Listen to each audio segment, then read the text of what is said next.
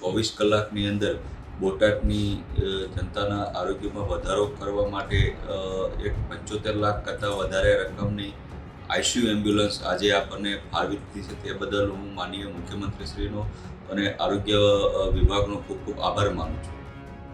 સરકાર પાસે ગુજરાતમાં અનેક એવા કામો છે જે કામ સરકારને લગભગ તાત્કાલિક ધોરણે કરવા પડે તેમ છે. જેમ કે અનેક એવા અંતરિયાળ વિસ્તાર છે જ્યાં રોડ રસ્તા નથી અને આવા રોડ રસ્તા ના હોવાને અભાવને લીધે ઇમરજન્સીમાં સમયે એમ્બ્યુલન્સ પણ આવા અંતરિયાળ વિસ્તારમાં આવતી નથી. ત્યારે બોટાદના ધારાસભ્યની મુખ્યમંત્રીને રજૂઆત કરવામાં આવતા ફક્ત 24 કલાકમાં જ બોટાદમાં આઈસીયુ એમ્બ્યુલન્સ ફાળવવામાં આવી છે. વધુ વિગતે જાણીશું આ વિડીયોમાં. નમસ્કાર, વાઇબ્સ ઓફ ઇન્ડિયા સાથે હું યશસ્વી. બોટાદના ધારાસભ્ય ઉમેશ મકવાણાએ મુખ્યમંત્રીને બોટાદ જિલ્લામાં આઈસીયુ એમ્બ્યુલન્સની માંગણી કરી હતી. ત્યારે ખાસ કિસ્સામાં 24 કલાકમાં આઈસીયુ એમ્બ્યુલન્સ ફાળવવામાં આવી.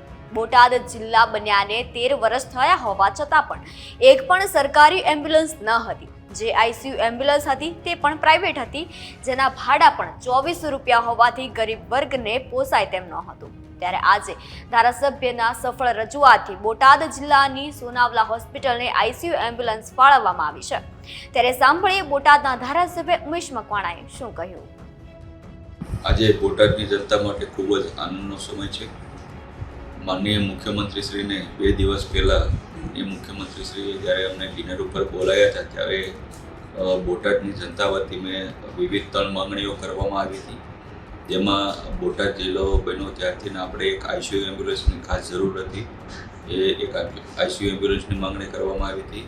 સાથોસાથ માનનીય મુખ્યમંત્રીશ્રીને બોટાદ શહેરની ફરતે એક રિંગ રોડની મેં માંગણી કરી હતી જનતા વતી, અને એક બોટાદમાં સિવિલ મેડિકલ કોલેજની માંગણી કરી હતી. આ 3 માંગણીઓ માનનીય મુખ્યમંત્રીશ્રીને રૂબરૂ ડિનર જ્યારે એમની સાથે લેવામાં આવ્યું ત્યારે મેં કરવામાં આવી હતી. માનનીય મુખ્યમંત્રીશ્રીએ માત્ર 24 કલાકની અંદર બોટાદની જનતાના આરોગ્યમાં વધારો કરવા માટે એક 75 લાખ કરતાં વધારે રકમની આઈસીયુ એમ્બ્યુલન્સ આજે આપણને ફાળવી દીધી છે. તે બદલ હું માનનીય મુખ્યમંત્રીશ્રીનો અને આરોગ્ય વિભાગનો ખૂબ ખૂબ આભાર માનું છું. ત્યારે આ વિષયને લઈને આપનું શું માનવું છે તે કોમેન્ટ સેક્શનમાં જણાવો અને વધુ અપડેટ્સ માટે જોતા રહો વાઇબ્સ ઓફ ઇન્ડિયા. આભાર.